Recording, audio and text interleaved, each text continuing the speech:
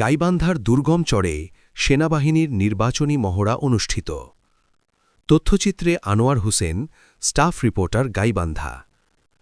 ত্রয়োদশ জাতীয় সংসদ নির্বাচন উপলক্ষে গাইবান্ধা জেলার ফুলছড়ি উপজেলার দুর্গম চরের জিগাবাড়ি উচ্চ বিদ্যালয় মাঠে সেনাবাহিনীর বিশেষ মহড়া অনুষ্ঠিত হয়েছে।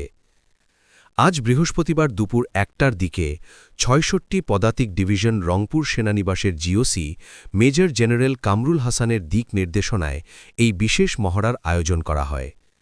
দুর্গম চরাঞ্চলে কোনো প্রকার উদ্ভূত পরিস্থিতির সৃষ্টি হলে হেলিকপ্টারের মাধ্যমে দ্রুত উদ্ধার কার্যক্রম পরিচালনা এবং পরিস্থিতি কার্যকরভাবে মোকাবিলার জন্য মহড়াটি করা হয়েছে। এ সময় স্থানীয় ভোটাররা ছাড়াও পুলিশ, আনসার ও ফায়ার সার্ভিস অ্যান্ড ডিফেন্সের সদস্যরা উপস্থিত ছিলেন।